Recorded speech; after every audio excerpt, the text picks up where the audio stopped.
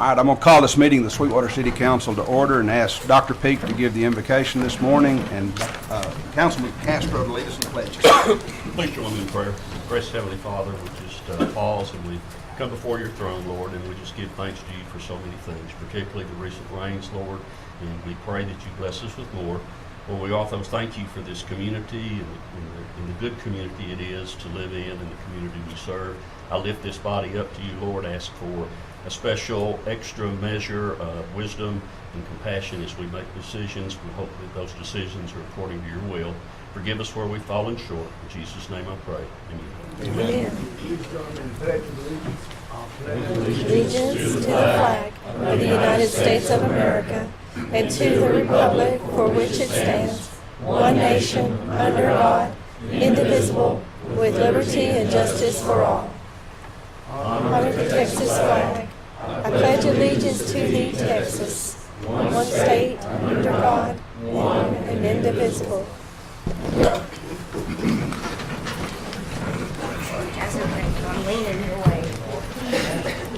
All right, we'll now move to item 4, which is discuss, consider, and act on approval of minutes for meeting held on March the 14th.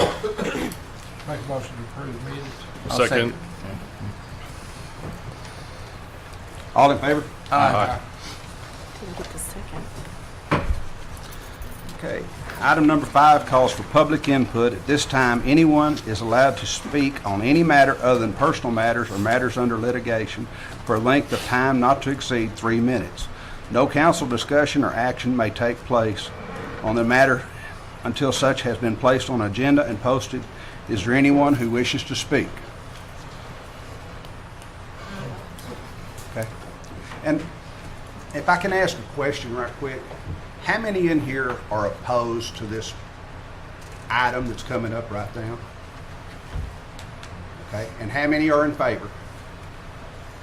Okay, so I want to let one speak that's opposed and then one speak that's for, and back and forth until we get down to the one side. If you will, come to the mic, please. Okay. I don't know why I need a mic. I have a loud voice. But it has to be taped. All right. Okay. Hi, I'm Kathy Rhodes. I live on Hubbard Street. The property that we own will adjacent to the people that are putting in the trailer park. We bought this property, and my husband and I, when we first bought it, we bought a small portion just for our home and a little bit of backyard. And then Leon Burgess decided that when he first bought the property, he was going to put in a travel trailer park there. But he had already told my husband that if he decided to sell the other property, he would let him have first dibs. So in that, we went ahead and bought the property to prevent that from happening. We don't want that there. I know you're not talking about roads, but eventually that'll be what happens. And that will cut our property in half. And we will be subject to a lot of traffic and a lot of transient people that are there, which goes to a lot of different things. We moved there for the privacy and for the quiet neighborhood, and we have that right now. But if this goes in, that will be a thing of the past.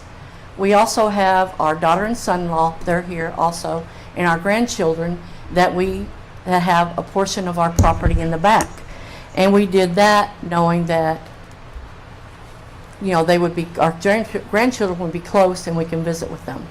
We also have a part of that property that is ours that we put walking space for our grandchildren so they could walk from their house to ours without having to be on the street and be safe. And we have I guess she's almost 6.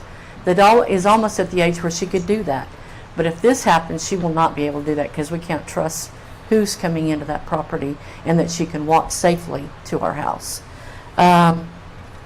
With the roads coming in, our taxes will go up. We are retired, so we are on a fixed income, and that will be a real financial burden to us to have to pay those. We sit on the porch. We have a good view of nature. We have deer that come up. We have different animals that come up we can watch. We sit on that property. We drink coffee. we read our Bible, and we enjoy our view. That view won't not be good when people start driving through there with travel trailers. And so I think also that if any of you were in our situation, you wouldn't want it there either. So I ask you to please take that into account. Thank you. Thank you. Thank you.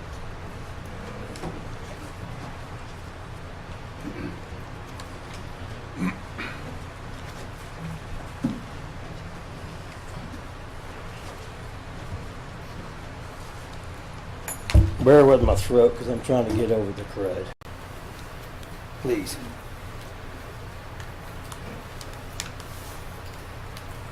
Okay, I understand what she's saying, but the one thing, we bought this property to develop an RV park, not a trailer park. There is a big, big difference. We're going to cater this to the long-term rentals. We're not catering to the fly-by-nights to come in, stay 2 days, stay 1 day, stay 3 days. We're looking for long-term rentals. It's going to be a nice facility. You drive down towards Abilene, past Abilene, you see the Hideout RV parks. That's what we're looking to do. We're not looking to put small little RVs in there. Our spots are going to be 40 foot wide by 70 foot long. They're going to be for nice RVs. The RVs we're looking to cater to are the ones that cost anywhere from $80,000 to $100,000. That's what we're looking to put in there. We're not looking to bring in the crime, the drugs that we keep hearing about. I disagree with every bit of that. We're not looking to do that. We've mentioned bringing in renters from USG, from Flint Coat, the wind turbines.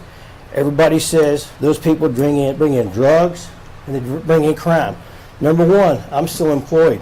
I'm subject to random drug tests at any time, so I disagree with everybody saying it's going to bring in drugs, because at any time, if I'm doing drugs, I can get busted and I'll lose my job immediately.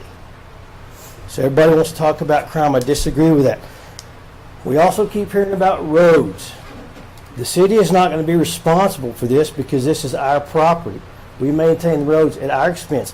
If the city would like to maintain the roads, I'm more than willing to entertain that fact, because I disagree with the city. And unless y'all are willing to do that, we will let y'all maintain the roads. I mean, there's roads plotted to go through this property, understand that, but they've never been developed. The streets are platted through the property. We've got the plats, and it's all there. And another thing, everything except the two little areas around us are already zoned H, which is for the same thing that we're trying to zone this for. And that means for mobile homes or an RV facility. It's already zoned that. So that's all we're asking for. We're not asking for an industrial rezoning. We're asking for a rezoning for rezone H. That's all I ask. Thank you. Anyone else? I'm Boyd. Boyd Ford. Good morning. Morning. I'm Gavin McDougall. My family and I reside across the street at 1209 West Bradford Lane. It's on the south side of the property. Thank you for allowing me to voice my concerns. The rezoning of this property for an RV park will greatly increase the amount of traffic. That road in that area is already challenged. On the west side, it narrows down. The bar ditch is the runoff. It's a laid road.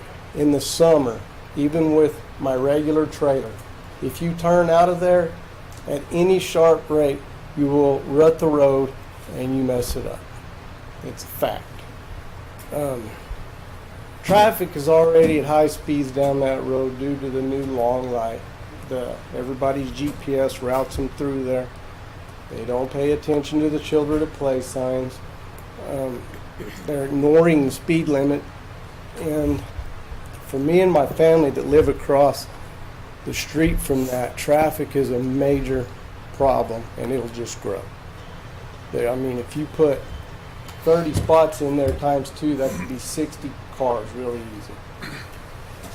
With that said, I mean, they're looking at a temporary or non-resident facility. I don't see what this does to benefit the city of Sweetwater. And living across the street from that, I don't want to place my family across the street from that. I just really wouldn't prefer, and I don't think anybody else here would either. I mean, I've been in renewables since 2004. I don't stay in my camper anymore. You have loud music at night. You have varying schedules, people on call, shift work, loud trucks pull campers. And that area is so peaceful and nice, just the rise in the population would destroy the area. Thank you for your time. Thank you, sir. You wish to speak? Okay. Anyone else? I'd like to speak, please.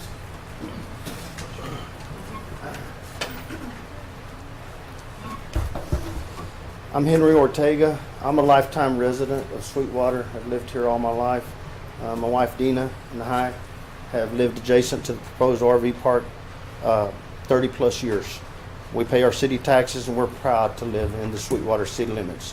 We have a farm down the road. We've often thought about living there, but we like our home. We like our neighborhood. All the things that these people here like, we like too. The zoning commission member that made the motion to pass the zone change made a point to state he was making the motion based on the city's 2022 adopted comprehension plan as it applies to housing. I don't have the minutes, but in a nutshell, that's what he said. I will identify a few of the many key points from the plan that shows that it does not support putting an RV park in the middle of a residential neighborhood. And it actually recommends where to put an RV park. By the way, everyone in here should make a point to study this plan. It's a great thing. It's online, it's available, and there's a lot of participation that it asks from the community. Some of the things that our neighborhood are already doing. So, with that said, quickly on page 42, it discusses, it recommends to continuing to develop in areas where new infrastructure is required only widens Sweetwater's resource gap to a point from which recovery may never happen. It may be impossible. It is simply a principle of using and maximizing what the city has instead of adding more cost burden. And we have that in place. On page 58, and this is you guys' plan, the existing zoning tool is problematic for many reasons. One of them that I will point out, it encourages a widespread use of manufacturing zoning districts which allow almost anything by right without review. While today that intention may be to create a commercial use such as an RV park, in the future it could be converted to heavy industry with little or no oversight. These unfortunate side effects conflict with the vision for a revitalized, vibrant, and growing community now and in the future. Now, this is you guys' plan. On page 60, it discusses the industrial zoning districts in Sweetwater. West, Interstate 20 Business, and I-20. It solely forms a gateway into Sweetwater, though it does not appear that several of the tracts have been developed in an industrial manner, such as an RV park and some retail. So your plan suggests that that is where you should put some RV parks. The infrastructure is there. It only makes sense. It's a good place. There's no residential. So it's a good place for an RV park. It's not going to be cheap. It's not going to be foreclosed property. But that's where it belongs. Page 83, Land Use Guidance Principles, the FLUME. I think that's one of the most impressive things in this plan. I'm thoroughly impressed with the plan. I feel like I have a lot of confidence in the city and what they're doing. During hearings on land use requests, including but not limited to rezoning. During the hearing process, how the principles listed below apply to what is being requested. These principles were assembled based on discussions and input with the Planning and Zoning Commission, the Municipal Development District, and the City Council. It says, promote expansion of the economic base to create job opportunities. Nobody works in the RV park. Enter your times. Up. Okay. Thank you, sir. Thank you, sir. Thank you.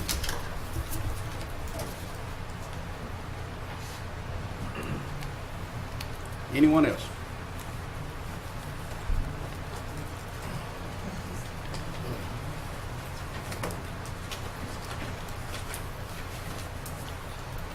Good morning. My name's Morning. Scott Fortin. I'm a lifelong resident of Sweetwater. I was born and raised here, graduated here, left, got my degree, came back, and I'm working here as a hospital for over 15, 20 years. The property we're looking at is an investment. The reason why we're doing this is if you look at all RV parks around Sweetwater, they all have them so close together that you can't really enjoy life. It's just, to live in an RV is not exactly great. But that's when we came about this. Their spots are like 30 by 50s. We're looking at doing a 40 by 70 and catering to the better people that we want to come in here with the RVs. These RVs are around $80,000. We're not bringing in crime. We're not bringing in theft. We're not bringing in drugs. Not anything like that. Not to loud music. If anything's loud, anything's going on, we are in the city limits.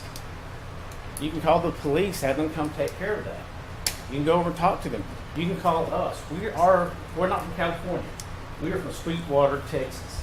Born and raised here. My family's born and raised here. We're not looking anything to destroy the economics or anybody's way of life over there. We're looking to improve this land and do it the right way. That we put stuff towards the zoning committee as far as what we're trying to do. The west side of the property we've developed, the east side, that's in the flood zone. We really can't do that without doing a bunch of money into it, but we're going to try to clear that out and make it a nice picnic area for people to sit at. I don't really have much more to say than what my brother said before. We're trying to make this a Class A RV park. I like to call it resort, but I don't know what the difference in the play and the word is. But I thank y'all for y'all's time. Thank you, sir. Anyone else?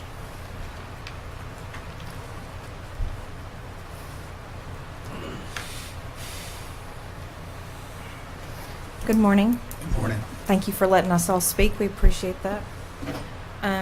My name is Heather Rhodes. I live on West Bradford. And a number of things come to mind. Some have already been said. The issue of Bradford Lane not being wide enough. I don't know if the city council is aware, but Bradford Lane already cuts into our property. I have to take pictures up to the appraisal district every year to show that the property line that's in the easement, a good third of our front lot is in the road. So saying that Bradford Lane could be expanded to accommodate, it just isn't feasible. You're going to cut into people's front yards. The easement just isn't there. It's already absorbed by property. An exclusive RV resort sounds very nice and very fancy. It also does not sound affordable for the current residents of Sweetwater who struggle to find affordable and decent housing. There is a mobile home park just down the street from us on Bradford Lane that is a total eyesore. It is absolutely abominable. And it stretches from I-20 back to Bradford Lane. If the city wants to invest in Sweetwater, buy that and revamp that. That would be fantastic.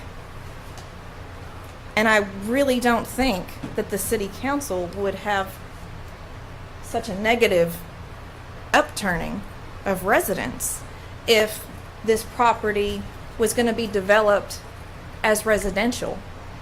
Absolutely. Put Florida Avenue in, alleviate the traffic from Bradford Lane, and put nice homes in, permanent homes, where families who are looking to get out of their RVs in the working life can actually stay for the next 30 years and be our neighbors, and we can get to know them. I don't know what kind of clientele they plan on bringing in. Anybody can have money. The drug cartel has money. Okay, let's be real here. Just because someone can afford it doesn't mean that they are going to be upstanding citizens that we want in Sweetwater, much less that we want on our back doorstep. Someone else has brought it up that if you guys were in our position, you wouldn't want this there either. We already can't let our kids play out in the front yard because semi trucks go up and down that road. In the past 2 weeks, we have had transients up and down our road where the neighbors call to support neighbors. And I realize my time is up, so thank you very much. Thank you. Thank you. Mr. Hall. Thank you, sir.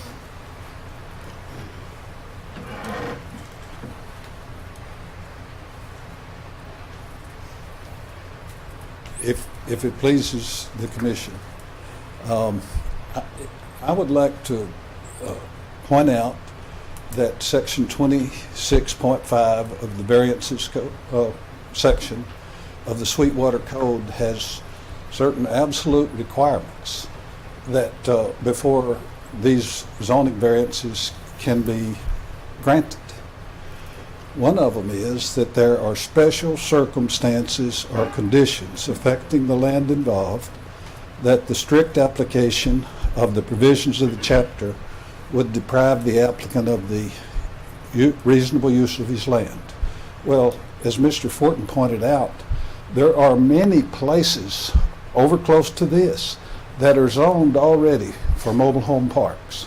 There are no special conditions that would justify this variance. These rules, and thank God they're put into effect for a reason, and it's sort of a contract among all of us that we're going to do things a certain way. That's one of the things that all citizens have the right to rely on. There are no special circumstances. They bought a piece of land either thinking they could jam it through the change or not bothering to check. When there's plenty of places close that would meet every circumstance that they want without disturbing these good people's neighborhood, peace and tranquility. Another thing, there's 4 things that must be found. The third one, that's the first one I read. The third one is that the granting of the variance will not be detrimental to the public health, safety, or welfare. Maybe not on that. Or injurious to other property in the area. I agree with these people that think it will be very injurious to their property. And it is their property, and they have been living there. And so that's number 3 in the thing. And then that the granting of the variance will not have the effect of preventing the orderly subdivision of other land in the area in accordance with the provisions of this. And the other one that also is, I don't think these are as important as the 2 that I read first, but that the variance is necessary for the preservation and enjoyment of a substantial property right of the applicant. These people were here. They were here. This property was bought with the idea, I presume, of asking for this variance. I've never heard them say they were intending to live there and change their mind. And so, all of these reasons, we ask you to follow these rules that are established and protect all the citizens, whether they live out on Bradford Lane or not, with the ordinances that are in place. And I also recommend all the statements and agree with the statements that Henry made in accordance with plans, and et cetera. Thank you. Thank you, sir. Does there anyone have any comments that we have not heard or any? Okay. We're going to now move to item 6, which is to enter into closed session pursuant to section 551.071 of the Texas Governmental Code. Consult with attorney, closed meeting. The city council will meet in closed session